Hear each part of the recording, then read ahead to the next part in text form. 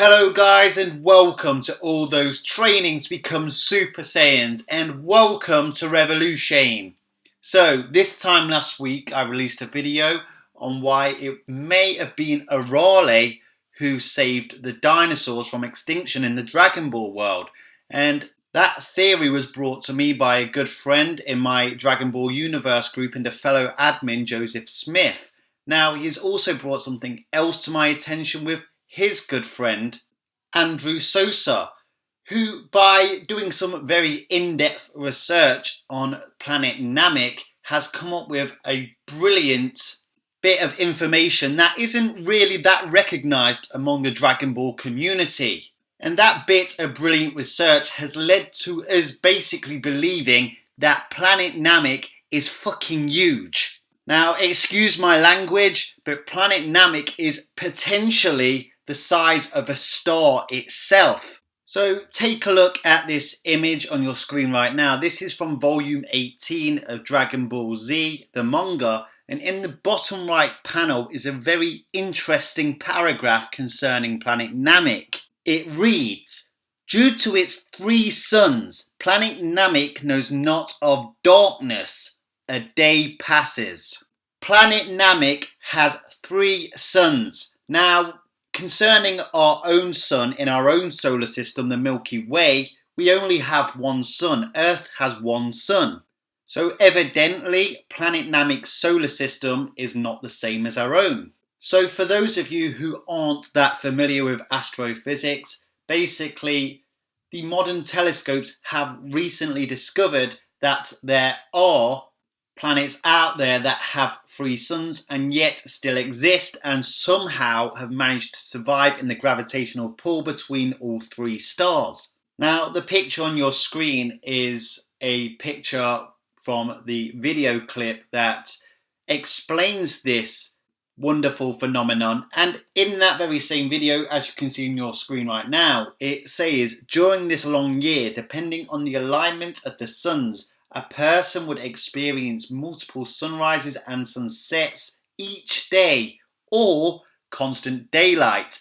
Now, in that panel in the Dragon Ball manga, it says Namek experiences constant daylight. So how exactly is all this orbiting working in this phenomenon? Well, the diagram that I put on your screen right now is an adaptation from a brilliantly drawn diagram from Joseph Smith. And basically what is happening is that Namek is being kept in place by the gravity of all 3 suns. Now, a well-known famous scientist, I'm sure you've heard of him, Tyson DeGrasse, has explained this phenomenon on Star Talk, and here is that clip. So you want to be far enough away so that all 3 stars feel like one source of gravity to you. I see. If you're too close and one is over to the left and one is over to the right, your gravitational allegiance becomes constantly compromised. Mm-hmm. Who am I orbiting today? Oh, it's this star, not that one. And you'll become really close to one star and far from another. Your climate would be all to hell because you wouldn't sustain a stable temperature environment. And you can do models on a computer to show what happens to these orbits, and most of them are unstable. Right. A star will a planet will either fall into a star or be ejected from the star system altogether. So, but it would be fine if you simply were so far away that they felt like one. They felt like one, and they did it right in Star Wars, where they had the double sunset. If you remember that scene, those were far enough away from the planet that the planet is really only seeing one sort of collective gravitational.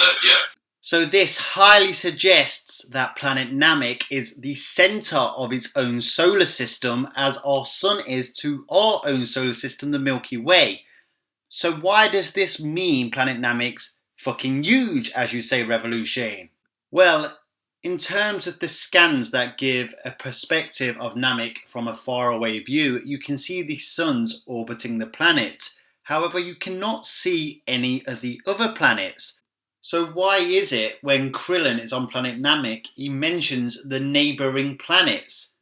From a distance, you cannot see any planets surrounding Namek. So does that mean that those planets, in comparison to Planet Namek, are just too small in scale to be seen from a distance, which supports the fact that Planet Namek is huge? In both the manga and the anime, the closer you are to Planet Namek in terms of perspective, you see more planets that are very nearby to Planet Namek. But just look at the size of Planet Namek. Goku, when about to use the Genki Dama against Frieza, also asks for energy from the nearby planets. Okay, could that just be a simple animation flaw or just thoughtlessness behind designing the planet and its surroundings? Even though I don't think so, I believe I have something else that supports the claim that Namek is huge. So, some of you may have seen it before, and for those of you who haven't, I will link it at the end of this video. But basically, I've done a video on Goku's speed, and in that video, I used the Snake Way Fiat when Goku is travelling back from the North Kai's planet. He takes Snake Way and eventually comes back to help the Z Warriors against Vegeta and Nappa. And during that journey from King Kai's planet, he is travelling massively the speed of light. You need to watch my video to find out exactly how fast he is travelling. But seriously guys, he is massively faster than the speed of light. Now don't worry, I don't count tiles just like Screw Attack, nor do I randomly just cut Goku's speed in half, just like, well, Screw Attack. But what we do know is that Goku was faster in the Namek saga than he was in the Saiyan saga, and that goes for Piccolo fused with Nail as well, and also First Form Frieza. Now when Gohan is fighting First Form Frieza on Planet Namek, Piccolo on one part of the planet goes in a hurry to try and help Gohan. But in that moment, Frieza even has time to transform, and as we know from following Dragon Ball, it takes a few seconds for him to transform. So why is it taking this character that's faster than light to get from one part of the planet to another part of the planet in seconds? And First Form Frieza, who also should be massively faster than light, takes a bit of time to get to Porunga when he is summoned by the Z Warriors. So remember my How Fast is Goku video? I talk about Goku in the Saiyan saga travelling across Snake Way. Well, Goku at that point had a power level of around 8,000. Everyone remembers that famous line, it's over 9,000. It's over 8,000, so he has a power level of approximately 8,000. Well, First Form Frieza has a power level of 530,000. And just in case you're wondering, that is 66 times more powerful than Goku in the Saiyan saga. And in Dragon Ball, if you increase your power level, that increases your abilities exponentially. So his speed increases exponentially with his power level. Yet if Planet Namek was a small planet, Frieza would have got to any destination on that planet within a split second, considering how fast he should be. Now Goku, on the other hand, before fighting Frieza, has a power level of 3 million according to the Daizenshu. And in volume 10 of the Shonen Jump, it states that on the other side of the planet, Goku awakens from his healing capsule and streaks to the battlefield to turn the tide. Now in the manga, it has Goku setting off in one panel to go and turn the tide, as the Shonen Jump says, and in the next panel has him landing right next to Frieza. So Goku travelled to the other side of the planet in about a split second. Now, if you look at the circumference of our own star, the Sun in the Milky Way, the circumference of the Sun is approximately 2,700,000 miles. And the speed of light is measured at 186,000 miles per second. Now divide the circumference of the Sun, 2.7 million, by 186,000, you get around 15. So it takes approximately 15 seconds at the speed of light to go full orbit around the surface of the Sun. And once again guys, for those of you who have seen my How Fast is Goku video, and for those of you who will eventually see that video, you will know how fast Goku is, and that 1 times the speed of light is literally nothing for Goku. So the fact that he got across the planet Namek in a second or so is literally nothing. In fact, going by Goku's speed on Snake Way, he would orbit the sun several times in the time it took him to get from one side of Planet Namek to the other. Now, some of you may be saying, well, maybe Planet Namek is just a small planet and Goku wasn't travelling quite as fast as we're giving him credit for. Well, Goku's son, Gohan, was in major jeopardy at the hands of Frieza. Now, Goku isn't the best dad in the world, that's well documented, but in this moment he was very serious. And even if you don't think that Gohan being his son is enough motivation for Goku, well, Frieza is an extremely powerful enemy that Goku gets to fight. And we all know that Goku is mostly motivated by fighting those strong guys.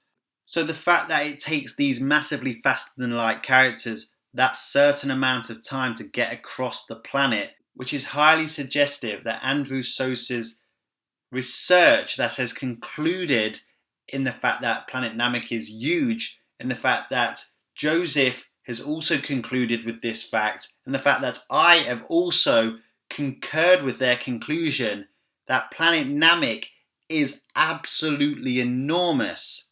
Now, there is one manga panel that basically has Dodoria claiming that Planet Namek isn't such a big planet, but of course that could just be relative to Dodoria. Now, he could just be simply from an even bigger planet. It doesn't necessarily suggest that Planet Namek isn't a big planet, just possibly suggests that it isn't as big as some of the planets that Dodoria knows. So I conclude with this, is that Planet Namek is the centre of its own solar system and is in fact an enormous planet, much bigger than we can comprehend considering the planets in our solar system. The structure is entirely different, and it isn't entirely surprising that the Namekians live on such an extraordinary planet. They are the race that do, after all, have possession of the Dragon Balls, or shavings of the Super Dragon Balls, which they formed into the Dragon Balls that we know from the Z series. And that the size of Planet Namek goes even further to show us how fast the characters in Dragon Ball are. They are massively faster than the speed of light, and this only supports that claim. Anyway guys, I want to know what you think in the comments section. Do you believe all this evidence supports the claim that Namek is huge, or do you think we are missing something? If you think we're missing something, let me know in the comments section. If you like my videos, make sure you smash that like button with a big bang attack. And if you haven't subscribed to my channel yet, make sure you subscribe, because I've got plenty more content coming your way. And remember one very important final message. If you stay calm in any situation, you will never, ever become a Super Saiyan.